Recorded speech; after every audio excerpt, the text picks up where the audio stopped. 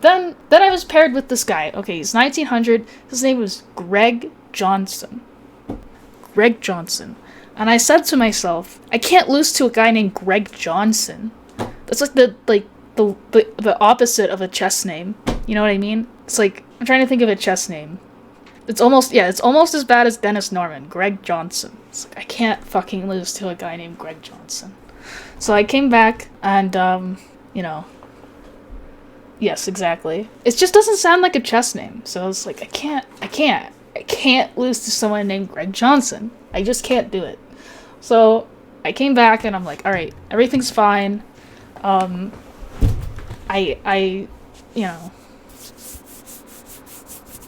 It's fine. So, okay, so he played e4 and I was like, finally, something I did is actually gonna make a difference in one of my games. Finally. Because it felt like everything I did was useless. But the thing is with chess, nothing you do is ever useless. Even if it's not helpful in your game, it'll be helpful in another game. So there you go. There's no such thing as useless preparation or useless chess knowledge. Okay, so I got to play e5, so I was happy. And it was this line, and I was like, are we gonna have another goddamn fried liver? This time I actually am decently prepared against it, so I won't lose again. But it wasn't. He played a normal move. He played d3. Bishop c5, castles. I think h6 is maybe what I was supposed to do there, but I didn't really know. I don't know. I just don't understand the nuances of this at all. So castled, he played c3, and I went a5 because I think if their knight is on c3, then a6 makes more sense. Yeah, and then if c3, a5 makes more sense. Because when they put their knight on c3, you kind of already want to be doing this stuff, and that just supports it, and this makes a weakness, so it doesn't make any sense to play a5 there. So c3, a5, bishop e3. And I don't understand this enough at all. I understood that taking was the only option because I'm not just gonna retreat a piece and then let him have control over this. Like, I'm not gonna do that. So this is pretty much forced. But then I just didn't understand what was happening. I wanted to play d5, but I also didn't want to fix his pawns if I didn't have to. And then I noticed that he hasn't pushed his a pawn yet. So I went a4. And my idea is that if he takes... Oh, wait, no, sorry. I had another game in almost this exact position, but my knight wasn't here. My knight was here. Okay, sorry. That'll happen in a minute. It's almost the same exact position, though. Okay, in that other game, it was a pawn sack. This one, it's not. Okay, so, my idea is I want to play a3, if he lets me. And then he let me, which was very strange. So I played a3, and now he makes this move. So now we have this very weird fucked up position. Long term, I can't see this a pawn not being an advantage for me. So I don't want to allow this, I don't think. And I think you always have to be looking at d5 here. And I think now is the right time. So d5, if he takes it, since he put his knight on d2, he weakened this square a lot.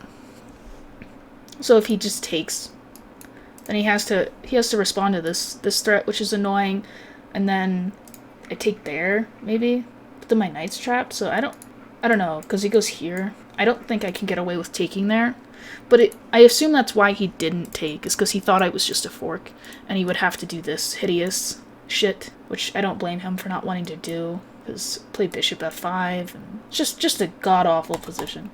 So, but yeah, I think rook e1 here is fine because of this. I have to play knight a4. Weird position, I don't know. I don't know what's happening. He has b5, he's winning a pawn. It looks fine for white. So, okay, so d5, if he just goes back, like he did in the game, that I'm taking here, and, at first I wasn't so sure about this position, because I saw here, it's like, okay, I play queen e7, put my rook on d8, maybe, I don't know, because sometimes there's annoying pressure on f7, so I was not sure about this. I was thinking maybe I trade that bishop off. And then he just has way too many weaknesses, and I was like, there's no way I don't win this endgame. That's the mindset I was in.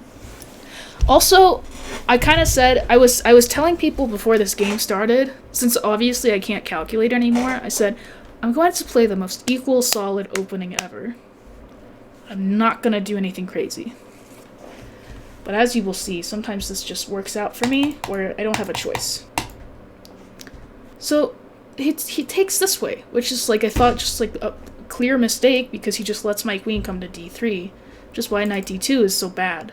So, now I am threatening two things at once, and he has no good way to respond. If rook e1, maybe I take, but maybe I just leave it, honestly, because my queen is so good here. I'm thinking maybe bishop g4. It's interesting.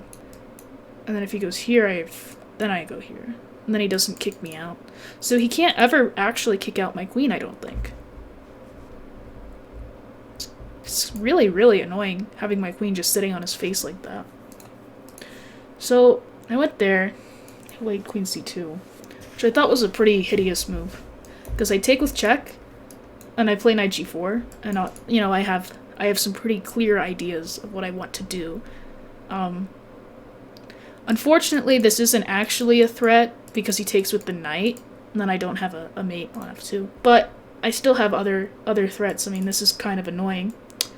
So he goes here, which I think is probably another mistake, because I just go to h6, which I think I wanted to do anyway. Because, I mean, he was defending the threat. But now I'm threatening this, or I'm threatening b5 and then knight e3. Fuck. Which I guess he didn't see. And then here I was like, I don't know what he does. It looked like a pretty horrible ordeal that he's gotten himself into. Maybe he tries trading queens? But again, trading queens is, I just think it's good for me. Because this is a huge advantage. He can't ever fix this pawn because, then that hangs. I think it's just good for me, I'm pretty sure. Although, maybe it's hard to develop my bishop. I'm not sure. I guess I could play knight f6 followed by rook e8 and bishop b6 is how I develop. Or, well, I have to play h6 at some point too. I don't know. This looks... Let's see what the eval is. Yeah, okay, black is +2. It's kind of what I figured. But, if you just take all the pieces off the board, you would understand that this is good for black. Because white has this isolated pawn, he has this backwards pawn, and then, I have a clear plan of that. So... yeah, I just feel like I would win this. But he played this move, which is a blunder. Like a horrible blunder. Because this is not threatening anything, and it's... immediately the bells were going off in my head about bishop takes h3. So I play b5, obviously. I didn't know what the plan was here. He just goes back. Knight e3. And then here, I could take on f1. But like, why would I do that when I could do this? Which is like the best move. He blundered a fork, but he was close to losing anyway. It's just a bad position. This is what happens if you can just make weaknesses. If you can just... I've been enjoying this new style of chess where you just induce weaknesses, and then it's really hard for your opponent to not make a mistake because they have so many weaknesses to worry about. So bishop takes h3. I'm like +9 here or something like that. And I'm just gonna checkmate him.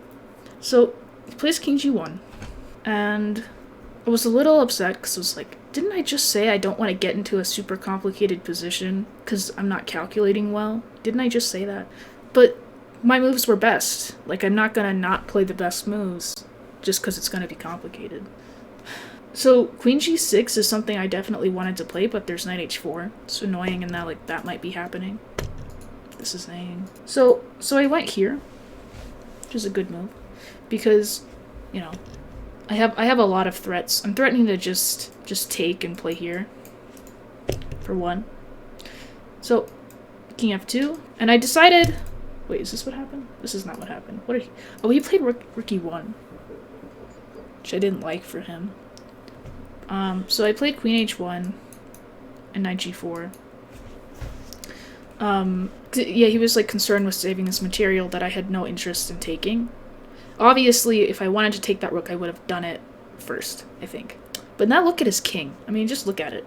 So I have to move my queen because it was attacked. But other than that, how the fuck do you defend this shit? I have so many ideas. Like, the biggest one being putting a rook here, and then, like, what do you do? What do you do? Because queen e3 is what I'd really, really love to do.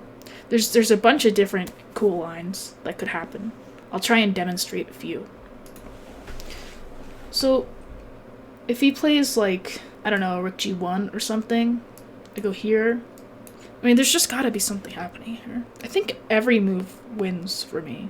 I mean, at the least, I just go here. He can take that, but it doesn't matter. He takes, I guess, and then f5. So, but he plays this annoying shit, and he's not letting me in. And the whole time I'm just thinking, if I can get my queen to e3, he'll resign. What was the point of queen h1 check? What? What do you mean? Look at his king. That was the point. So currently, I'm not even down any material. I have three pawns. I play rook d8, and it goes rook g1. And I'm just sitting here and I'm like, fuck this bishop. I hate that stupid fucking bishop. I hate it. I didn't want to have to move my bishop. I didn't like that he was trying to make me respond when he's the one who should be responding. So I was like, alright, fuck it. I just played rook takes d5. I didn't calculate anything. I was like, I have to be winning here. And I am. You can do anything here and be winning. So I sack more material, and I'm like, still +5. So this attack is basically just like pure intuition. The rest of my games were pure intuition because I just couldn't calculate anything. And then here, I miscalculated something because I tried. But, so I have a lot of tempting options. So I have this as a tempting option. I have this as a tempting option. I could just take here and then do one of those things. Knight e7 is like way too passive because he takes a thing. It's just way too passive. So I decided to hang another piece. That's what I decided. I decided to hang 2 pieces. And now it's like equal. But he has to find the right defense. That I didn't understand it. I had trouble understanding why this is equal. Sacrificing without calculating is interesting. Well, it's like people say, play natural moves. These are the natural moves to me. Because they're the first moves that pop into my head. That's a me problem. But Tal approves. Okay, so does white take here, or does white take here? Is the question. Because this is a pretty big fucking threat. And there's ideas of mating with the knight sometimes that I was seeing. I'm trying to remember how that even happens. I think if here, check, takes, check, here. Like there...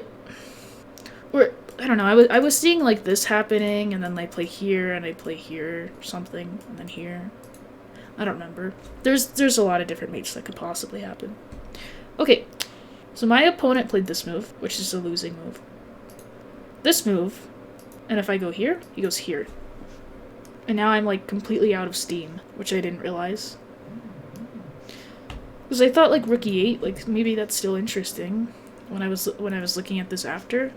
Then he has this shit. It's kind of funny though. The way to respond to such a nasty, violent attack where I just like hang all my pieces is you have to hang your pieces too. The only way to defend is to hang all your pieces back. I thought that was pretty funny. Because if I just take, I mean, okay, let's count material. I'm down a piece.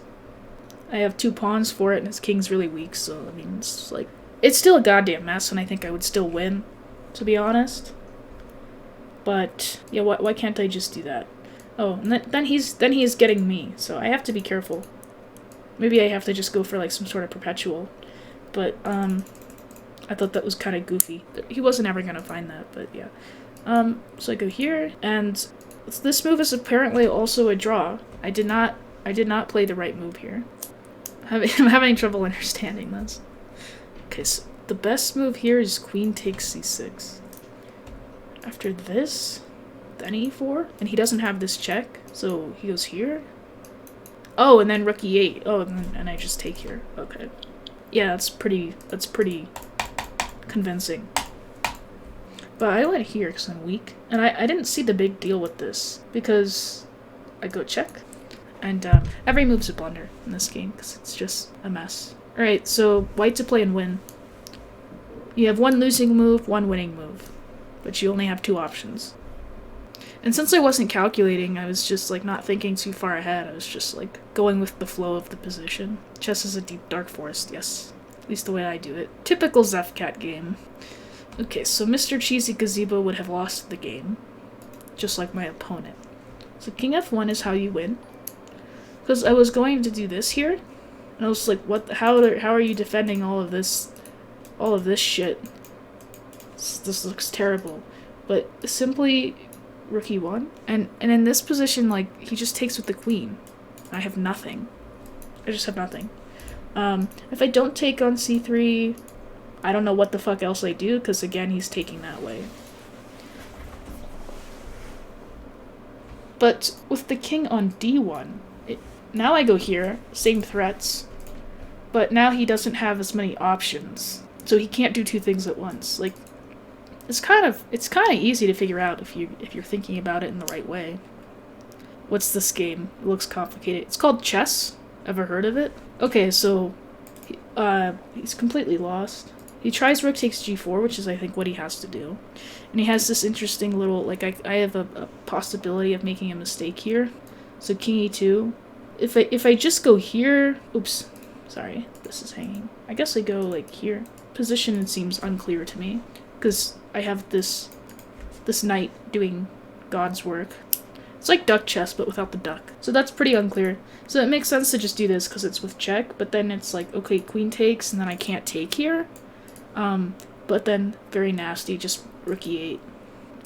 And then this is over. So, I don't know. I mean, I was trying to play positionally, and then he just let me attack him, so I had to do it. But it was... That was like a 12-hour day at work. I just wanted to go take a nap, but I did not have time.